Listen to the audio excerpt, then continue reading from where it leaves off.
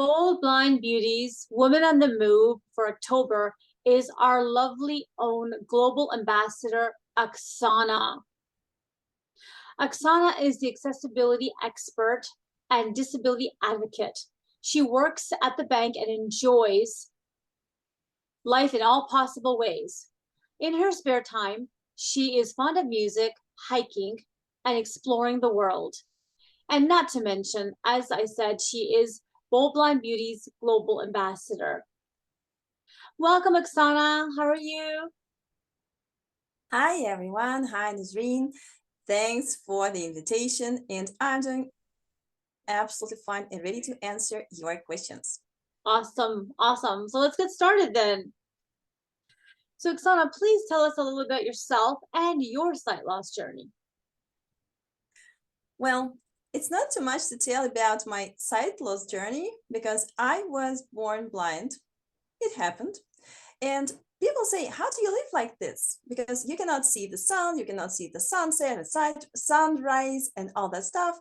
But I should say that I have other senses and I can hear lots of sounds and I can feel lots of smells and I can imagine lots of things. So anyway, I studied at the School for the Blind, and then I had different experience in my career. And now I am where I am. And actually my blindness didn't really disturb me to do what I want to do. For instance, I went to the United States at the age of 17 as a student, and I studied there for 9 months. It was the fact. What has been most challenging for you thus far in your sight loss journey, Oksana? Well, to be honest, there are moments when I want to cry about my sight loss. I'm not going to hide it and say, oh, I'm a hero, I'm a superhero. Not at all. And this kind of things happens regularly. I mean, we have lots of barriers, and we have to find alternative solutions to break these barriers. Or we should say, okay, I'm not going to break it.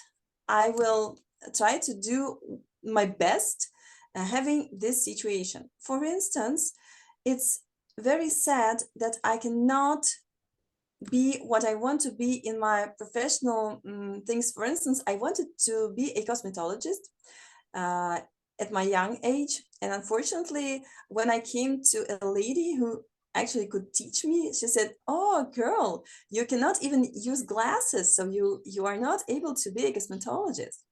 And sometimes, I remember how stressful it was when I went out of a metro station and I found out that I cannot cross the street because there are repairment works on the street, but I need to go to the other side. I need to get there because otherwise I will miss my bus and I will wait for plenty of time when my next bus comes. And thanks to good people that they helped me and they actually made my day, and it wasn't too stressful, but I was about to cry right on the street. So, well, yes, sometimes things happen and bad things happen, but we have to go through.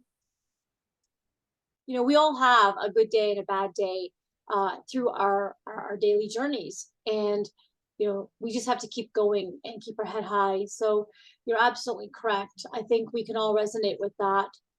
Share a time when you made a dynamic difference in someone's life, Oksana. Well, I will be maximum sincere here with you. I was thinking about the case when it happened. Actually, I will give you two examples. The first one is about my job. When I was an employment coordinator at the DPO, I helped a lot of people to find jobs. Like, they came to me, they said, okay, we need a job. And I helped them with their CVs. And then I actually sent their CVs to appropriate companies, and I consulted companies, and it was a really joyful time when I could I could get an email saying, okay, this person got a job offer. It was a victory for me. And another thing is about personal life. There is a person who I'm really close to, and this person was on drugs. And I helped him finding the doctor and talking to him and convincing him. And surely medicine helped. And now this person lives a good life. This person has a good job. This person raises a son, and this is great, I think. Definitely is great. I mean, these are two great dynamic stories. And the outcomes are wonderful. And people with disabilities, this just goes to show that they can be, insightful, enriching, and rewarding in some other people's lives and helpful. And you definitely proven that in these dynamic efforts that you did. Just so that our listeners know, what does DPO stand for? DPO stands for Disability People's Organization. This is nonprofit. This is one of the kinds of nonprofit organizations. Gotcha. Makes sense. Thank you for adding clarity to that, just in case somebody was wondering. I know I was. And also, Oksana, who has been your biggest influencer thus far and why? Definitely my biggest influencers ever are my parents, because my father is a very good example to me. He achieved a good result in his life. He came from a small village and he went to a career path. He went his career path, and he started from a junior policeman, and then he became a person who had 160 persons under his mentorship, like a teacher in a police school. Police academy, yeah. And actually he paid a lot of attention to my education, to my education and my brother's education as well. And my mom taught me how to be a lady and how to be a housewife, how to, I am blind and I need to be taught how to clean, how to wash, how to cook. And she taught me all that. And they never protected me, like overprotected me, and I really thank them. And unfortunately my father passed away 6 years ago, but he's always in my heart, and my mom is alive, and I always thank her every time when I can, because she is a real hero to me. Oh, Oksana, that's a wonderful story. You had remarkable parents, and glad that that sorry to hear about your dad, but your mom is still there and championing you, and that's amazing. And all the skills that you've learned and better because of it today. And I love that, to be a housewife, a woman, and all of that other stuff. So did she teach you how to put makeup on as well too? Just out of curiosity? Not really. No, I learned that afterwards when I started, to live separately.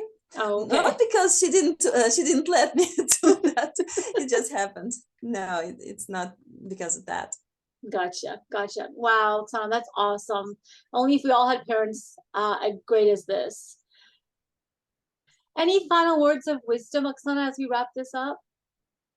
I would like to give one advice to the audience. Two advices. Okay, the first one is try to live your life conscious. And the second one, don't you treat others the way you don't want to be treated. Okay, I hope it makes sense. I hope I didn't. Yeah, no, it I didn't does. mix everything up. No, it does. You're saying to live your life in the conscious and the present now, and you're also saying to treat others as you wish to be treated yourself. And I think those are two remarkable statements that everybody should live by, and should do, because it only makes sense. And that's so true. Oksana, if we want to connect with you, where can we find you? Well, I have my Instagram. Well, and it is Oxyland 101, like OXYLAND 101. And I also have my Facebook page. I am like Oksana, OKSANA. And my surname is quite complicated, but anyway, it is CHUNKOVA, Chuchunkova. This is it. Welcome. Wow. I'm glad you said your last name, because that one is a little bit tough. So thank you for sharing that. I know the screen reader pronounces it way different. Thanks for joining us on Women on the Move for this October, Oksana. It's been tons of fun and great knowing a little bit more about you. Thank you so much, and talk to you soon.